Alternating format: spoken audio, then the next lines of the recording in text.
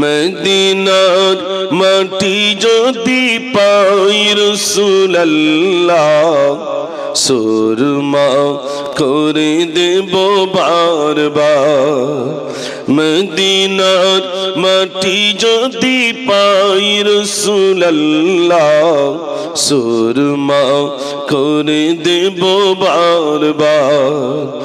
যদি যেতে নাহি পাই সোনার মদিনায় দিও দেখা স্বপ্নে ও গো রাসূলুল্লাহ সুরমা করে দেব বারবার। আল্লাহুম্মা সাল্লি আলা, সবাই পড়ে, مولانا محمد وعلى آل سيدنا।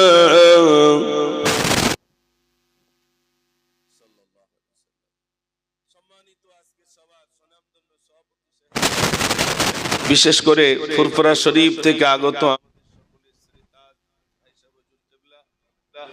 এবং সামনে উপবিষ্ট জ্ঞান পিপাসু দিনদার ইমানদার আল্লাহওয়ালা বাজিরো ভাইরা, আল্লাহ সুবহানাহু ওয়া তাআলার প্রতি প্রশংসা যে আল্লাহ আমাদেরকে রজব মাসের বরকতময় রজনীতে কোরআন ও হাদিসের আলোকে দুটি কথা শুনবার এবং বলবার আল্লাহ সুযোগ করে দিয়েছেন।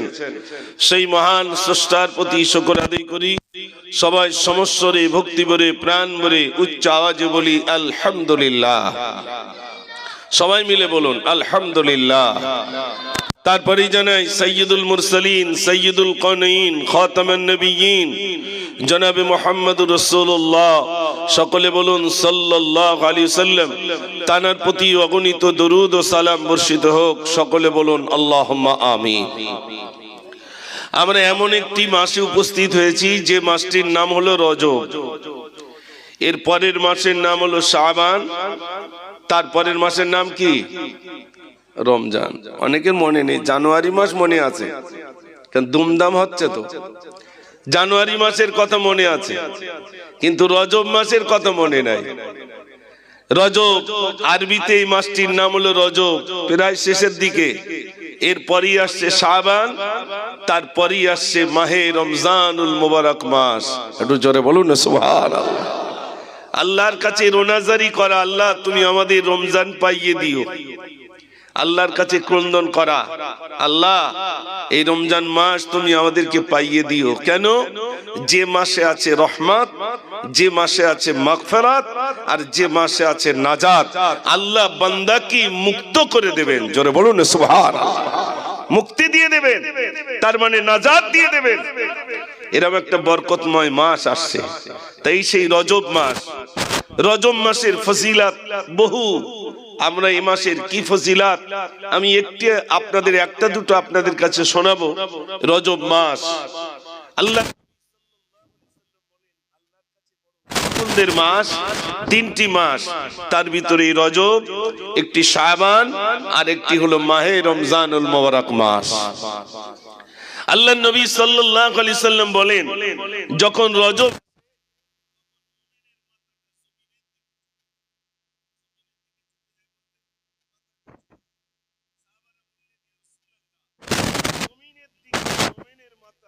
যাওয়ার অর্থ কি?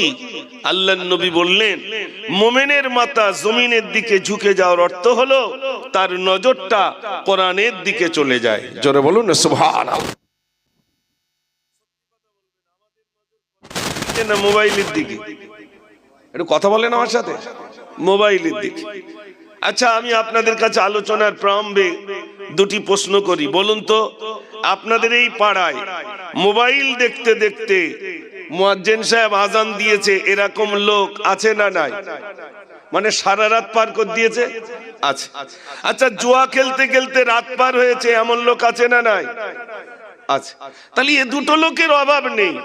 যারা মোবাইল দেখতে দেখতে রাত পার করে ফেলেছে, এ লোকের অভাব নেই। আর জুয়া খেলতে খেলতে রাত পার করেছে, এ লোকেরও অভাব নেই, পাওয়া যাবে। এবার বলুন, আল্লাহর ভয়েতে কান